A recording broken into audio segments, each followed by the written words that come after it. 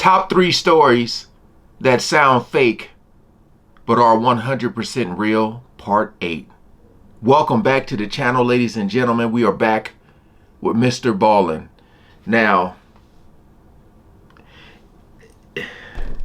it's like you try to mentally prepare yourself for these stories, but I still get blown away by how the level of craziness and how it escalates or whatever. Appreciate y'all coming over, and as always, man, make sure you guys are subscribed to this brother. Just amazing the way this brother should be just narrating life. I don't know, man, just the way he tell these stories is just incredible. So look, make sure I got my headphones were tripping, but we ain't gonna waste no more time. Let's jump right into it. Sometimes the truth is stranger than fiction, and today I'm going to share 3 stories that demonstrate that. But before we get into today's stories, if you're a fan of the strange, dark, and mysterious delivered in story format, then you've come to the right place, because that's all we do, and we upload 3 or 4 times every week. So if that's of interest to you, please invite the like button to come over your house and play Mortal Kombat. And when they do, play real Mortal Kombat and uppercut them into the ceiling. Also, please subscribe to our channel and turn on all notifications so you don't miss any of our weekly uploads. All right, let's get into today's stories.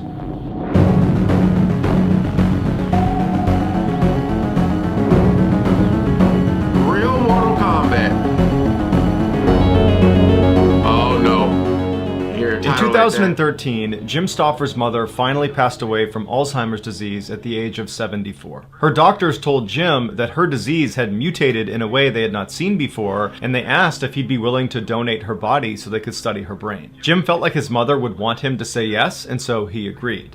But for a variety of administrative reasons, the neurologists couldn't actually accept Jim's mother's body. At this point, Jim was really bought into the idea that his mother's brain was going to help other patients, and so while he couldn't donate her body to these neurologists, he could donate her body to the Biological Resource Center in Phoenix, Arizona. This center would take dead bodies and then extract parts of them for scientific research, and then would cremate the rest of them and return the ashes to the family.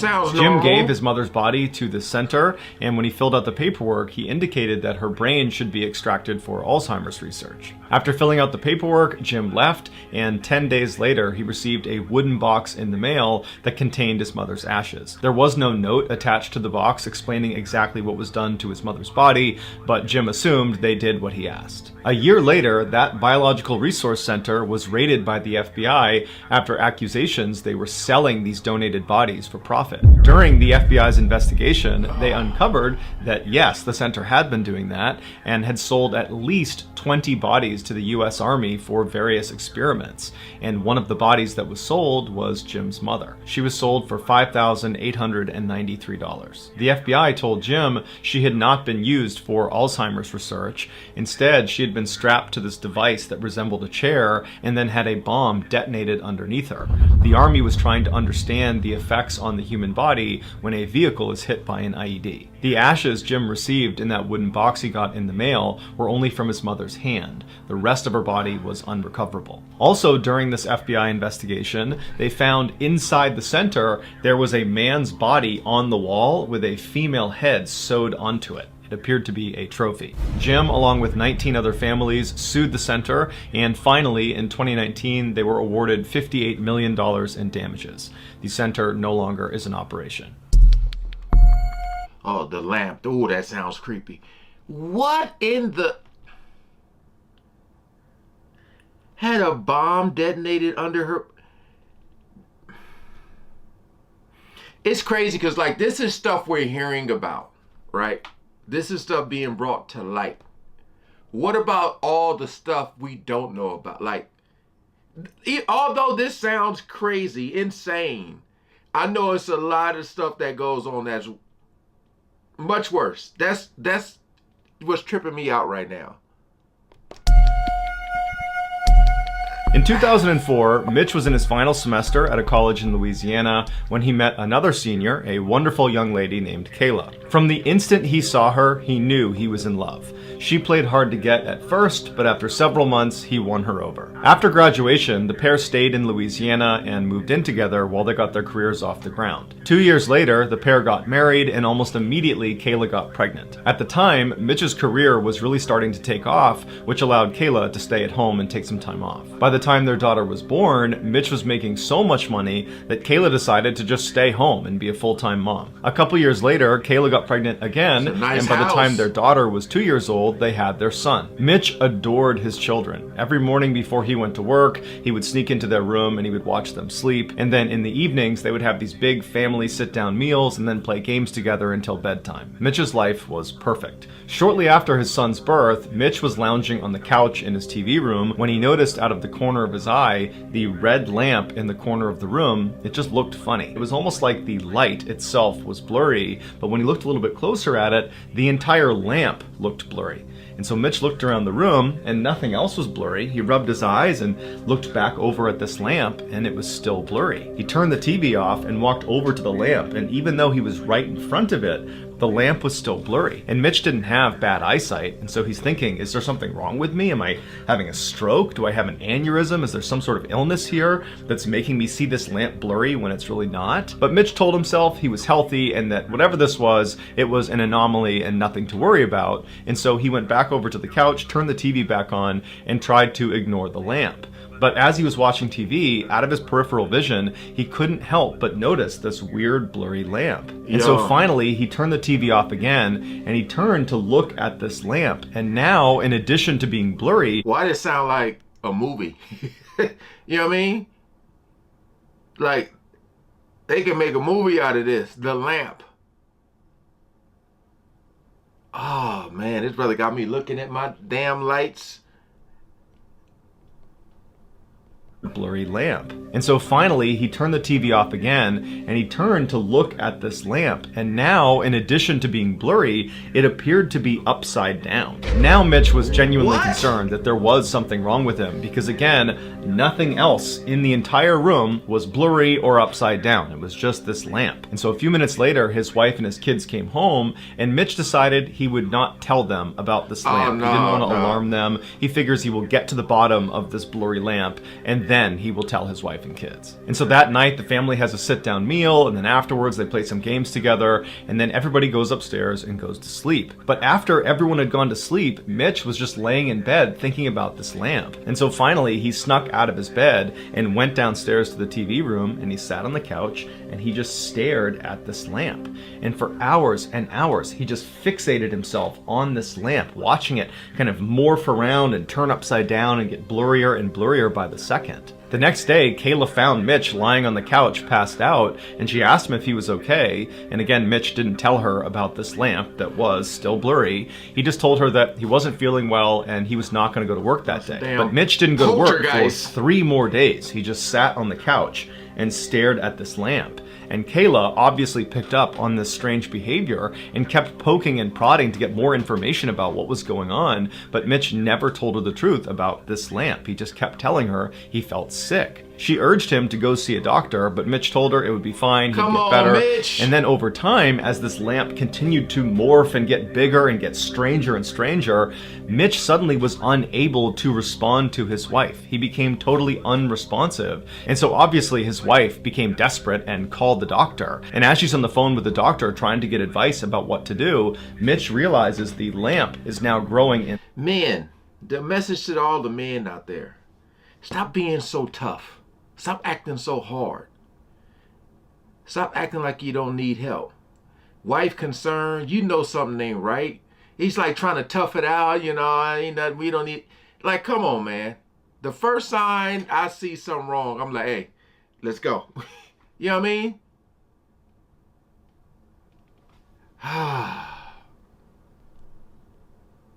wife became desperate and called the doctor. And as she's on the phone with the doctor trying to get advice about what to do, Mitch realizes the lamp is now growing in leaps and bounds. And before long, the lamp is the entire size of the room. And all he can see is the red color of this lamp. And then Mitch starts to hear these voices, these screams coming from somewhere in the distance. And then he feels this blinding pain in his head. And then he opens his eyes and he looks up and he sees he's laying on the sidewalk next to one of the buildings at his college in Louisiana. And surrounding him is this crowd of people with wide eyes that are staring at him. Mitch had no idea what was going on, and so he naturally just began scanning the crowd, looking for Kayla and his kids to try to figure out, how he got here. But before he could ask any questions and before he could find his wife and kids, a police officer ran through the crowd, picked him up and ran him over to his police car, put him in the back, and then began driving away. And so while Mitch is in the back of this police car, he turns to the officer and he says, "What's going on?" And the officer would tell him he was attacked by a huge college football player. He got hit in the head and he fell backwards and he hit his head again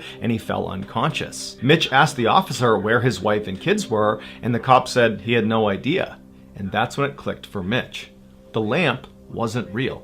Neither was his wife, neither was his daughter, neither was his son, neither was his life. For the past 10 years, it was all a hallucination while he was unconscious after getting attacked. Mitch was brought to the hospital where he would make a full physical recovery, but after being released, he was horribly depressed.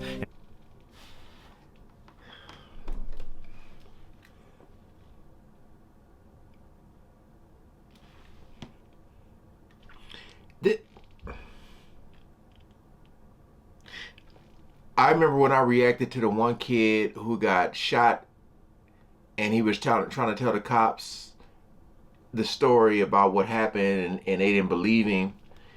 This one almost or right is right there with it as far as like that matches the title of sound fake but are 100% real. That is crazy.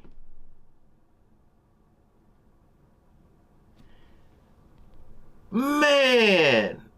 All a hallucination while he was unconscious after getting attacked. Mitch was brought to the hospital where he would make a full physical recovery, but after being released, he was horribly depressed and he had to get intense therapy to basically grieve for the loss of his family that never existed. Man. These days, Mitch says he can barely remember what his family even looked like, but periodically in his dreams, he will catch a glimpse of his son in his peripheral vision, and his son is perpetually 5 years old and he's trying to talk to his father, but Mitch can never understand what he says.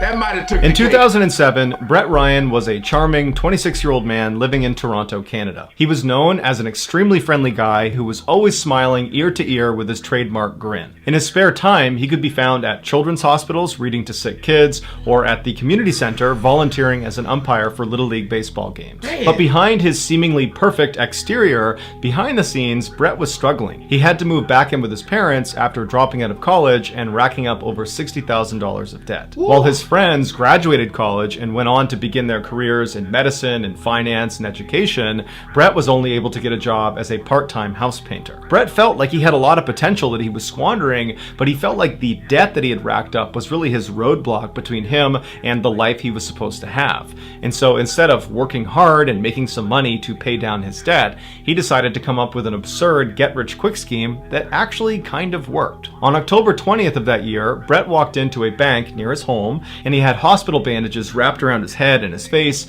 and his left arm was in a sling. And he walked up to one of the tellers and he handed her a note that just said, "I have a gun underneath this sling, give me $2,000. And the teller very quickly complied and she gave him a little over $1,000. That was all the money she had. And Brett took the money, turned around, and calmly walked out of the bank. And he got in his car and he got home and he was totally exhilarated and he's half expecting the police to just show up at his front door, but they never did. He was never caught. and after that, he was hooked. For the next 8 months, Brett robbed a dozen other banks in the area, stealing almost $30,000. He became so confident in his ability to steal without getting caught that he began dressing up in these ridiculous outfits that included this huge, obviously fake beard, and in fact, the media dubbed him the fake bearded bandit. The reason Brett wasn't getting caught is because the police would get his fingerprints at the crime scene, but because he did not have a criminal record, his prints were not in the database. And so the police basically just had to set up and hope to catch this guy in the act. And in the summer of 2008, they finally would catch the fake bearded bandit. At Brett's trial, dozens of his friends wrote letters of support to the judge saying that Brett was actually a great guy, that this was a product of desperation and a total break from his normal character. And some of the organizations that he volunteered with did the same thing, writing letters to the judge saying what a meaningful contributor Brett was to the community. When Brett spoke at his trial, he was incredibly remorseful and said he had allowed his debt to get totally out of control and that admittedly he had not handled it well. And so the judge took all of this into account, all the letters of support and Brett's overall appearance in court, and he decided that this was indeed a break from character and that Brett was actually a very promising young man and that he did not deserve the harshest penalty. And so Brett was sentenced to just under 4 years. What you guys think about that? Comment below. You know, I know people do get desperate. I know that. My whole thing with that, I'll say this, because he didn't mention it yet, but he didn't actually hurt anybody, because that's when the character comes into play. Like how desperate was he? You know, like if someone he tried to rob, like if they said no, or you know what I mean? So I can see why people wrote those letters. I see. And he decided that this was indeed a break from character and that Brett was actually a very promising young man and that he did not deserve the harshest penalty.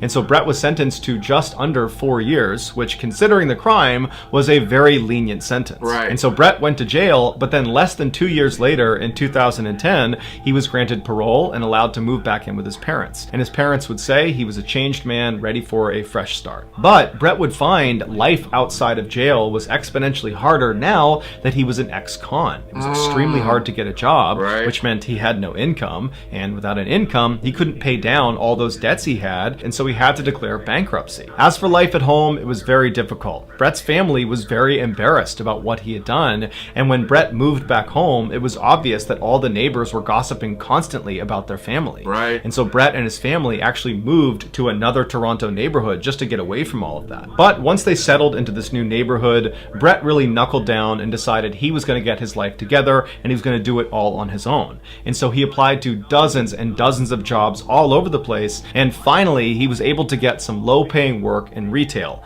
It wasn't great, but it was a start. And so Brett began working countless hours at this really low-paying job, and his parents noticed how hard he was working to try to get his life back together, and so they decided they would help him out financially so he could re-enroll in college and finish his degree in biophysics. While Brett was in school, he met a woman named Kristen who had a full-time job and lived in this beautiful home, and by and large, she had the life that he wished he could have. And the two of them quickly fell in love, and Brett told her about his criminal past as the fake bearded bandit, and she accepted him, and she didn't judge him, and she said, "I still love you, I still want to be with you." Okay. 2 years later, Brett moved out of his parents' house and into Kristen's house, and for once in his life, he felt like his life was going the way it should be. But then, a year later, tragedy struck when Brett's father passed away, and suddenly Brett had to go to his mother's house all the time to try to help her out. And his mother was very appreciative of the time he was spending with her, and so she actually began paying him for the work he was doing around the home. And considering Brett was a broke college student, this was a huge help,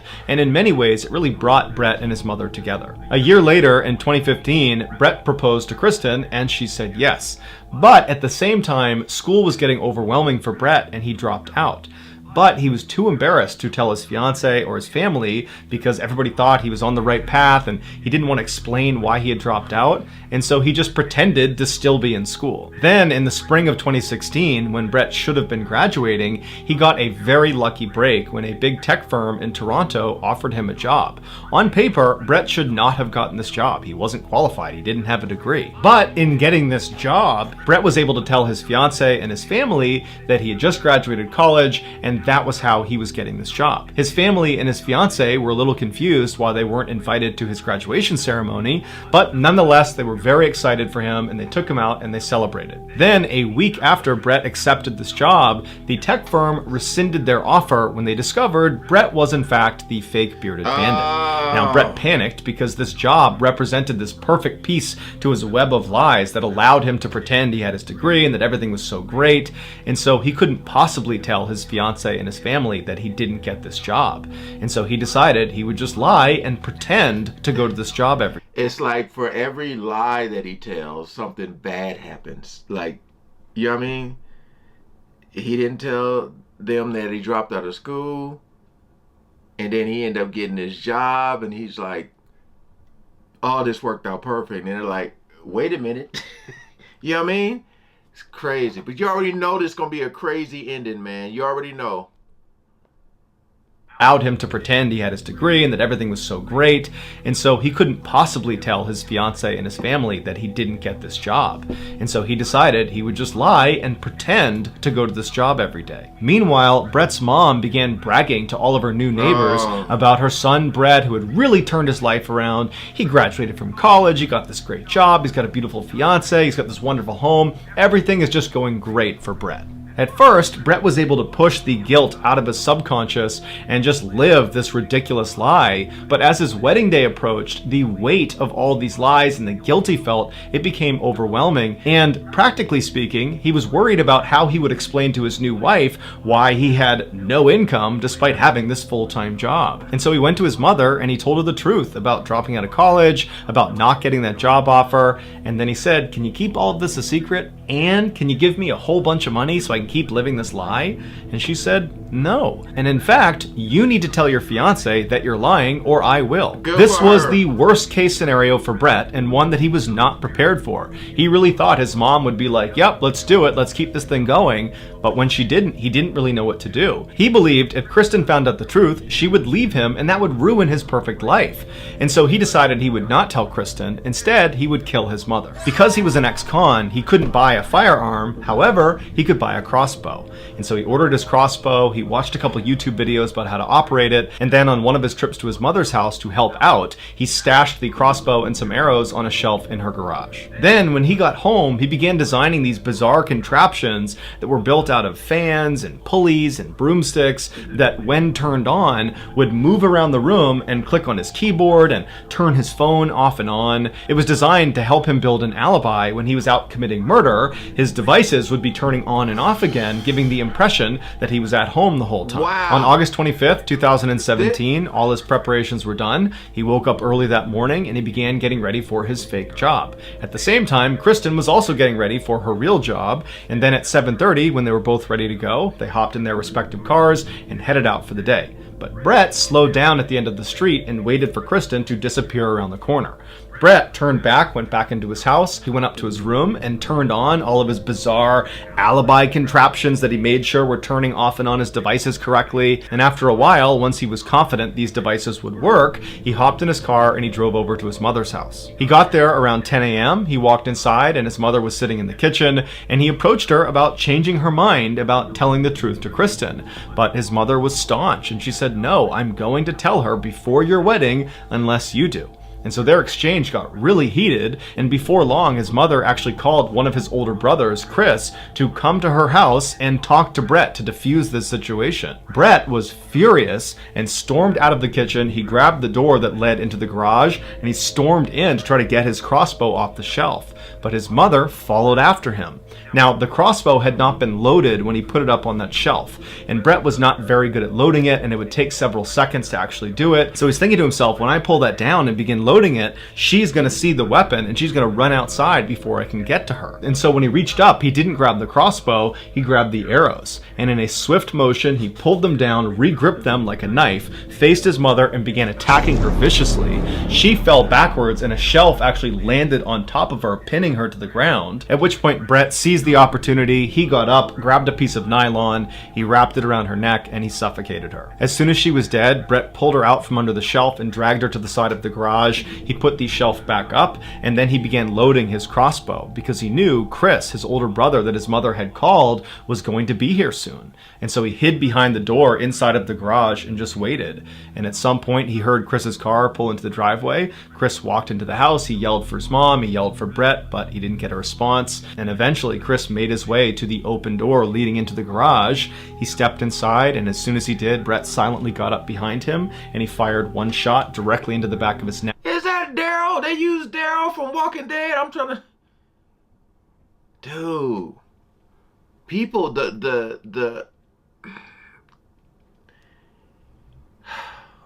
all because he wanted to lie.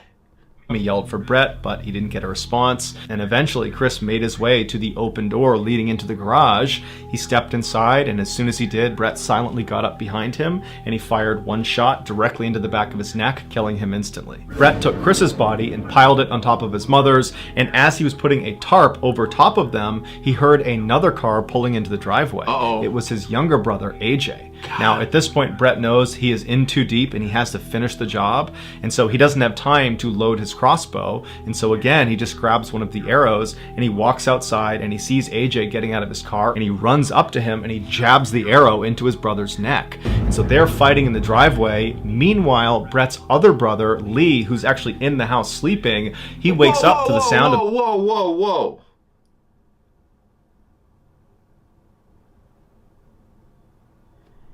How many damn brothers do he got? And Lee slept through him and the mother arguing?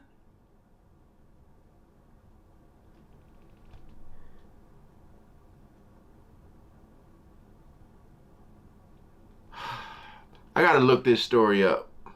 Gotta look it up. Grabs the arrow into his brother's neck. And so they're fighting in the driveway. Meanwhile, Brett's other brother, Lee, who's actually in the house sleeping, he wakes up to the sound of this commotion outside in the driveway. He looks out the window and he sees his brothers fighting, and so he runs downstairs and he comes outside, and at this point AJ is laying on the ground and he's basically motionless, and Brett is standing over him, and Brett turns and he sees Lee in the doorway and he runs off after him. Lee sees his brother running at him and just turns and runs into the house, but he only gets a few feet before Brett jumps on top of them, and then the two of them have this vicious fight where Brett is trying to stab him with the arrows, and they're basically both fighting for their lives. And at some point, after Lee suffered several very deep cuts, he manages to throw Brett off of him, and he runs outside to his brother AJ, who's now crawled all the way to the street. And in fact, AJ had managed to flag down a neighbor and got his neighbor to call the police. As for Brett, after Lee had managed to fight him off and ran outside, he knew he was done. And so instead of chasing his brother outside, he put his arrow down and he walked into the kitchen. He opened up the fridge, he took a bottle of water out, he left the fridge door open and just walked out to the front steps and sat down and drank his water while he waited for police to show up. When they did arrive, his brother AJ died before they could save him. As police were arresting Brett, he kind of casually said, "Yeah, I should have taken AJ to the hospital, I could have saved him. And the other guys in the garage are dead, crossbow to the head. It was me."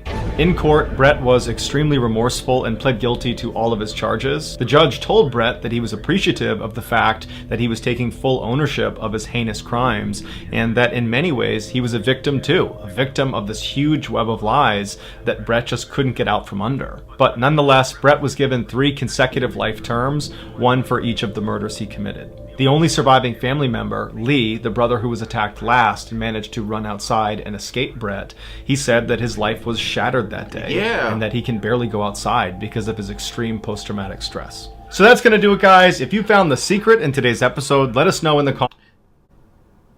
You know, because, the first 2 stories finished, and there was a big chunk. And I was like, this seemed like it's about to be a long story. What the hell is about to happen? I'm wondering how everyone felt that wrote in a letter saying that he was a good guy. Like, from what they knew, he didn't show any signs of this. That's what I'm saying. It's like sometimes when people get desperate, you don't know what they're capable of doing. And I had mentioned earlier, like, he was robbing banks, but it's not like he was, you know, some people rob banks, they walk in, shoot the security guard and all that type of stuff. At that time, he hadn't hurt anyone. But the fact that he kept going with it and robbing all these banks, it was like, to me, that was kind of showing some signs of him not being the person that people thought he was. You know, it's one thing like if he robbed the bank and it's like, I needed this quick money fast. But like the fact that I think he said like he was doing it for like 8 months before he got caught or something like that. But that was pretty crazy, man. Whenever you think about people killing family members, like people they grew up with, they seen all the time, that you got to be in a dark place, man. A really dark place to do that. You know, you think about brothers playing as little kids and, you know, brothers fight and all that type of stuff. But like, all right, man. Comment below. I like the one with that teenager that I reacted to the other day, who was having that animal type instincts or whatever. Some of these stories I be like going to look up this was crazy. This was crazy. But again, appreciate you guys coming over and watching, man. Peace out.